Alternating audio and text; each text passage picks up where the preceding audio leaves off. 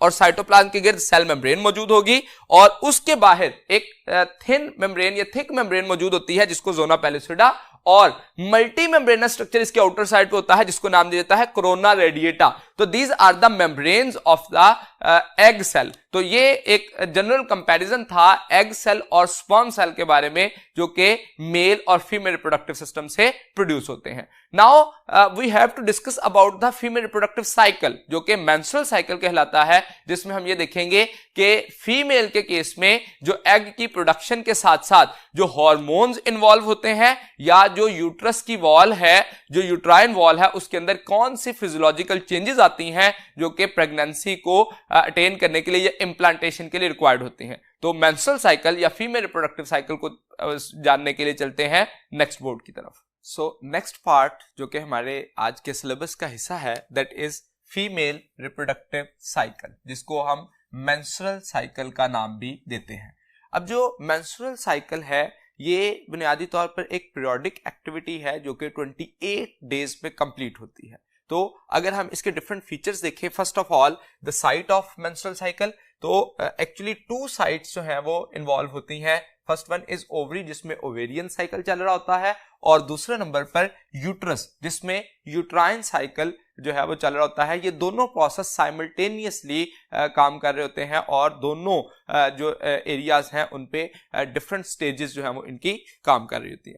Secondly onset और stoppage of this cycle, तो onset of the reproductive cycle is called as menarche. ये ऐसा process है जो कि at the time of puberty, जिस वक्त जो है वो मेंस्ट्रुअल साइकिल स्टार्ट होगा और एग प्रोडक्शन जो है वो प्रोसीड होना स्टार्ट हो जाएगी। लेकिन लास्ट स्टेज जो कि स्टॉपेज ऑफ दिस साइकिल कहलाती है दैट इज मेनोपॉज।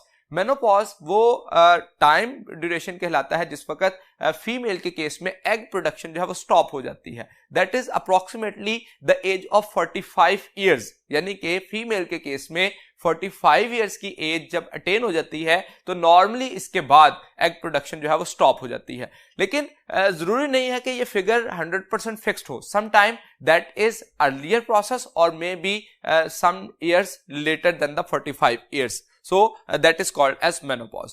पीरियोडिसिटी देखें तो जो एक आइडियल साइकिल है दैट इज 28 डेज, लेकिन ये साइकिल जो है इसमें वेरिएशन आ सकती है among the days due to the different factors such as nourishment, such as another process like stress और एनी अदर एनवायरमेंटल कंडीशन जो उसको डिस्टर्ब कर सकती है। और इसके अंदर वेरिएशन जो है वो तकरीबन 21 डेज टू 33 डेज तक जो है वो नॉर्मल कंसिडर की जाती है, लेकिन अगर इससे कम या ज्यादा हो तो अब नॉर्मल कंसिडर किया जाता है।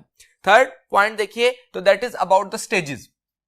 जो मेंस्ट्रुअल साइकिल है उसको 4 बेसिक स्टेजेस में डिवाइड किया जाता है, दैट इज फॉलिकुलर फेज जिसमें प्राइमरी फॉलिकल्स जो है वो डेवलप करेगा, सेकेंडरी एंड देन टर्शियरी और ग्राफियन फॉलिकल, और उसके बाद नेक्स्ट स्टेज आएगी जिसको कहा जाएगा ओव्यूलेशन। ये रिलीज ऑफ एग जो है फ्रॉम द ग्राफियन फॉलिकल, इसको ओव्यूलेशन का नाम दिया जाता है।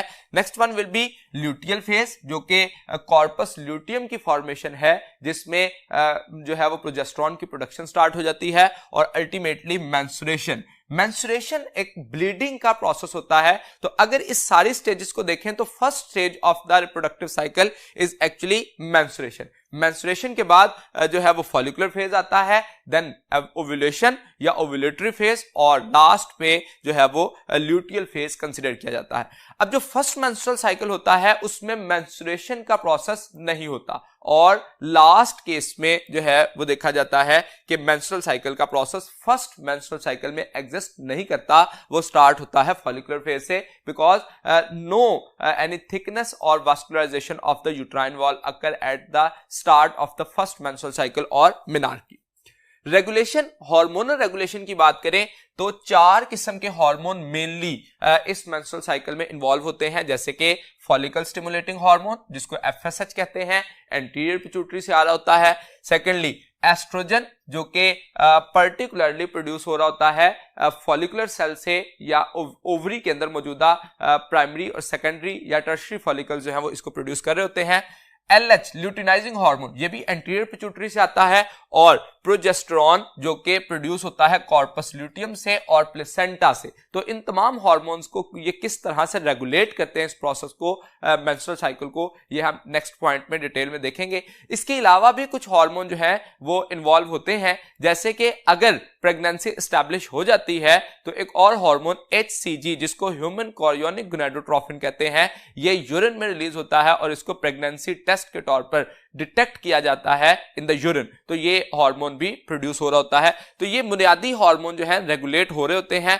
अगर हम पीरियोडिसिटी के रेफरेंस से एक MCQ देखें तो if the female reproductive cycle is not completed in 28 days, जैसे मैंने कहा आइडियल केस जो है वो 28 डेज है, तो अगर कंप्लीट ना हो it means female is alpha malnourished, beta sterile, Charlie fatigue and delta healthy. तो फीमेल क्या कंसिडर की जाएगी? फीमेल जो है अगर नॉर्मल 28 डेज से साइकिल डिस्टर्ब होता है तो इसका मतलब है कि फीमेल मेलनरिश्ड है या इमोशनली स्ट्रेस की कंडीशन में है या मेंटल फटीग है। यहां पे हमने कॉमनली फटीग का लफ्ज, थकावट का लफ्ज इस्तेमाल किया, तो आमतौर पर मेंटल फटीग का लफ्ज जो है इस्तेमाल किया जाता है। सो इन गिवन ऑप्शन में से मोस्ट सुटेबल ऑप्शन मेलनरिश्ड होगा, जबकि स्टेराइल होने की वजह से तो रिप्रोडक्टिव साइकिल चल ही नहीं रहा, उसकी डिस्टर्बेंस नहीं आएगी। फटीग, मेंटल फटीग अगर होता तो हम उसको कंसिडर करते, और हेल्दी कंडीशन में आमतौर पर ऐसा नहीं होता। इलनेस की वजह से, किसी डिजीज की वजह से ये कंडीशन जो है वो डिस्टर्ब हो सकती है, जिसमें इमोशनल स्ट्रेस भी एक मेन काज कंसिडर किया जाता है। अब जो बुनियादी पॉइंट है इसमें say that is about the stages of menstrual cycle. जैसा कि मैंने कहा कि 4 फेजेस जो हैं वो कंसिडर किए जाते हैं एट ओवेरियन साइकिल और यूट्राइन साइकिल। तो इस प्रोसेस को डायग्रामेटिकली या टेबुलेटेड फॉर्म में देखने के लिए चलते हैं नेक्स्ट बोर्ड की तरफ। अब जो मेंस्ट्रुअल साइकिल है, जैसा कि मैंने डिस्कस किया कि ये 2 बुनियादी एरियाज पे ये साइट पर हो रहा होता है। First one at the uterine wall and second in the ovary.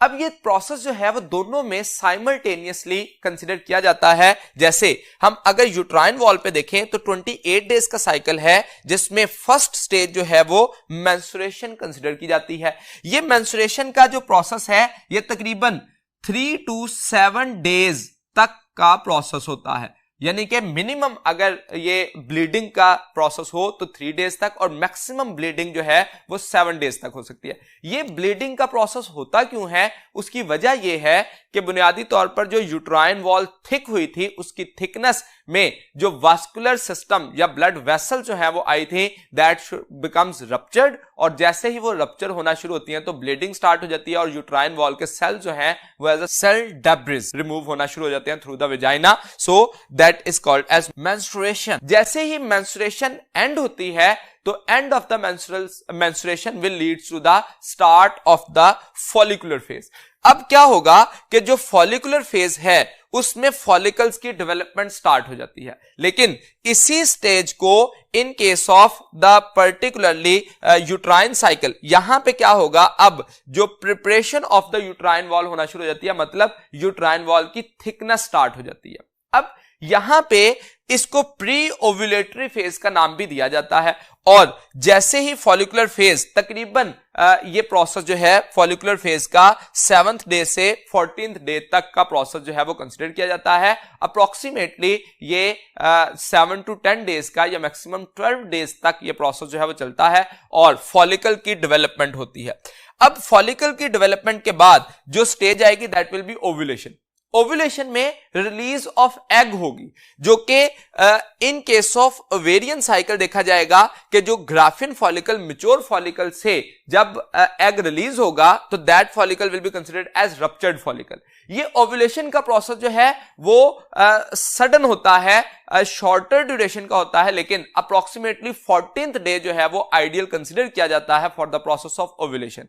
ये जो एग रिलीज होगा that will last for approximately 24 hours. जो एग सेल है वो 24 आवर्स तक सर्वाइव करने की कैपेसिटी रखता है, और जैसे ही ओव्यूलेशन हो जाती है तो ओव्यूलेशन के बाद पोस्ट ओव्यूलेटरी फेज या सेक्रेटरी फेज स्टार्ट हो जाता है, जिसको हम ओवेरियन साइकिल में ल्यूटियल फेज का नाम देते हैं। तो यहां पे यूट्राइन साइकिल में जिसको सेक्रेटरी कहा जाएगा उसी को ल्यूटियल फेज का नाम दिया जाएगा ओवेरियन साइकिल में।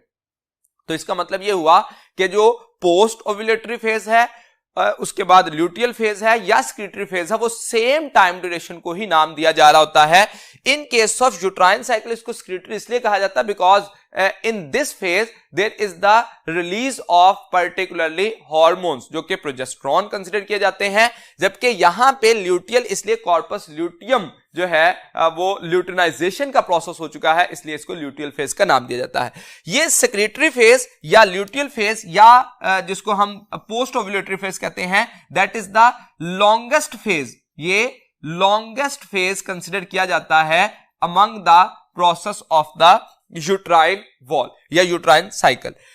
इसके बाद जैसे ही इस साइकिल इस स्टेज के अंदर क्या हो रहा होता है, प्रोजेस्टेरोन की प्रोडक्शन हो रही होती है। जैसे ही अगर प्रेगनेंसी स्टैब्लिश हो जाए तो ये थिकनेस मेंटेन रहेगी और इंप्लांटेशन हो जाएगी और प्रेगनेंसी स्टैब्लिश हो जाएगी, जिसकी वजह से प्लेसेंटा बन जाएगा। और अगर फर्टिलाइजेशन ना हो तो कॉर्पस ल्यूटियम डिजेनरेट करना शुरू कर देता है, और इस डिजेनरेशन की वजह से जैसे ही प्रोजेस्टेरोन का लेवल कम होता है तो अल्टीमेटली मेंस्ट्रुएशन स्टार्ट हो जाती है, मतलब ब्लीडिंग स्टार्ट हो जाती है। अब इसी प्रोसेस को अगर हम हार्मोनल इन्फ्लुएंस में देखें, जब हम यहां पे देख रहे हैं तो थिकनेस हो रही थी, थिकनेस मेंटेन हो रही थी, और उसके मुकाबले में अपर फेज में ओवेरियन साइकिल में हम जो है with reference to the development of follicles की बात करते हैं। जैसे डेवलपिंग फॉलिकल जो है हर मेंस्ट्रुअल साइकिल में 15 to 20 फॉलिकल्स जो हैं वो स्टार्ट होते हैं डेवलप करना, और उसमें से कोई एक जो है वो डेवलप करता है और बाकी डिजेनरेट कर जाता है, जिसको फॉलिकुलर एट्रेसिया का नाम दिया जाता है। जैसे ही एक डेवलप करता है वो सेकेंडरी बनता है, सेकेंडरी से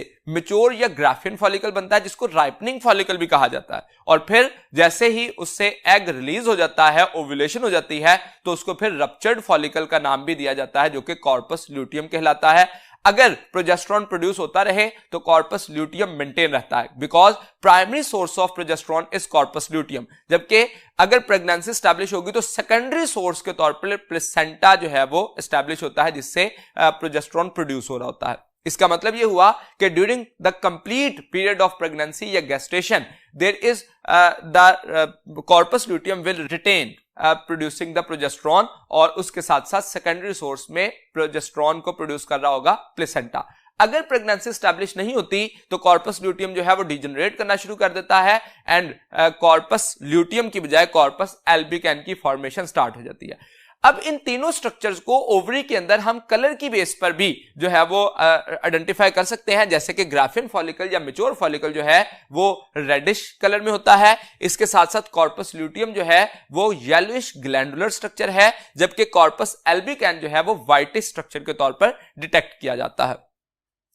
अगर हम हार्मोनल रेगुलेशन की बात करें तो जैसे हमने कहा 4 मेन हार्मोन जो हैं वो इन्वॉल्व होते हैं, जिसमें पिट्यूटरी ग्लैंड से हार्मोन प्रोड्यूस हो रहा होता है FSH। जैसे ही फॉलिकल स्टिमुलेटिंग हार्मोन आता है तो फॉलिकल्स की डेवलपमेंट स्टार्ट होती है। तो जो फॉलिकल डेवलप कर रहे होते हैं, these follicles, one of the follicle which will become secondary follicle will start producing the oestrogen hormone. जैसे ही एस्ट्रोजन का लेवल राइज हुआ तो ये दो काम करेगा, that will responsible to inhibit the FSH and to cause the surge of LH। अब जैसे ही LH का लेवल राइज हुआ तो एस्ट्रोजन का लेवल की वजह से LH बढ़ रहा था, LH की वजह से ल्यूटिनाइजिंग हार्मोन की वजह से जो ओव्यूलेशन का प्रोसेस हो जाएगा। ओव्यूलेशन के बाद अब प्रोजेस्टेरोन का लेवल बढ़ना शुरू हो जाएगा और एस्ट्रोजन का लेवल कम होना शुरू हो जाएगा। That progesterone will start produce from the particularly corpus luteum. तो ये चारों हार्मोन जो हैं उनका रिदम, कौन सा हार्मोन किसकी वजह से बढ़ रहा है या कम हो रहा है, ये हम नेगेटिव फीडबैक मैकेनिज्म की सूरत में कंसीडर करते हैं कि जो FSH है वो पॉजिटिव फीडबैक दे रहा है for the production of oestrogen. Oestrogen जो है वो नेगेटिव फीडबैक दे रहा है for the process of production of FSH, and positive दे रहा है LH के लिए। LH का लेवल जब सर्ज करेगा तो उसकी वजह से प्रोजेस्टेरोन का लेवल राइज करना शुरू कर देगा और एस्ट्रोजन का लेवल डिक्रीज करना शुरू कर देगा। तो ये वो हार्मोन्स हैं जो कि डिफरेंटली बैलेंस हो रहे होते हैं या रेगुलेट हो रहे होते हैं by the pituitary gland as well as ovarian structure या ओवरी के स्ट्रक्चर से ये प्रोड्यूस हो रहे होंगे। तो इस सारे प्रोसेस के अंदर जो डिफरेंट हार्मोन्स हैं इनकी वजह से maturation of the follicle proceed हो रही होती है। That was about the menstrual cycle.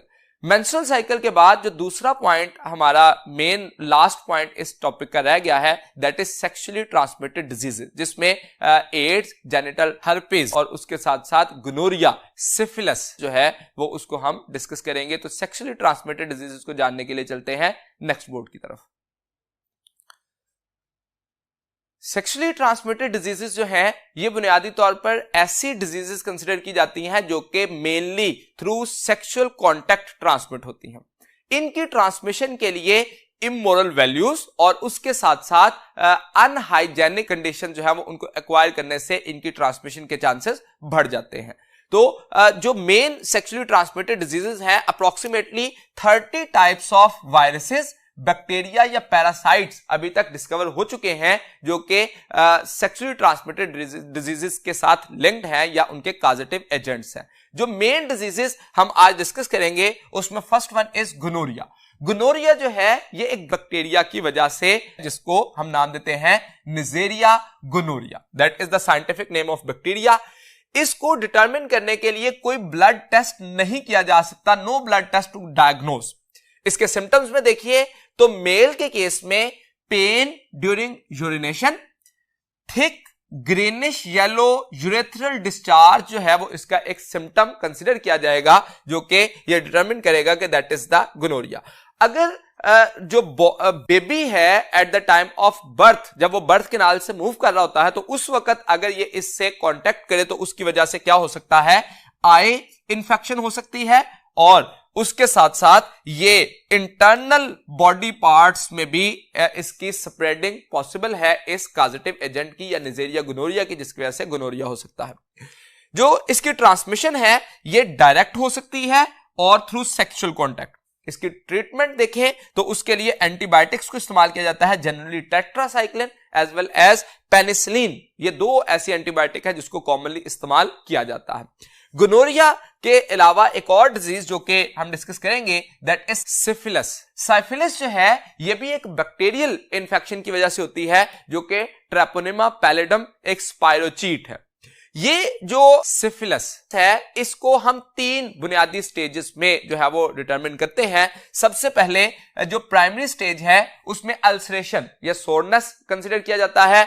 Secondary stage के अंदर जो है वो रैशेस कंसिडर किए जाते हैं और तीसरे नंबर पे जो टर्शरी स्टेज है जो कि डिवास्टेटिंग स्टेज कंसिडर की जाती है, इसमें कार्डियोवास्कुलर डिजीजेस और effect in the nervous system जो है वो देखा जाता है। इसकी वजह से डैमेजेस क्या आते हैं, तो उन डैमेजेस में रिप्रोडक्टिव ऑर्गन्स को डैमेज करना, आईज को, skin, nervous system, bones, joints and heart. तो ये वो डिफरेंट स्ट्रक्चर्स हैं जो कि इस इन्फेक्ट की वजह से डैमेज होने के चांसेस होते हैं। व्हाट अबाउट द ट्रांसमिशन, तो सिफिलिस जो है इसकी ट्रांसमिशन सेक्सुअल कांटेक्ट की वजह से होती है और इसको भी ट्रीट करने के लिए हमें एंटीबायोटिक्स को इस्तेमाल करना पड़ता है। That was about the gonorrhoea as well as syphilis. Remaining sexual transmitted diseases को जानने के लिए चलते हैं नेक्स्ट बोर्ड की तरफ। जो नेक्स्ट 2 डिजीजेस जो हैं वो डिस्कस की गई हैं, that is about the genital herpes और उसके साथ साथ एड्स। अगर हम जेनिटल हर्पिस की बात करें तो ये एक वायरल इंफेक्शन है जो कि हर्पिस सिंप्लेक्स टाइप 2 जो है इसकी वजह से ये हो रही होती है।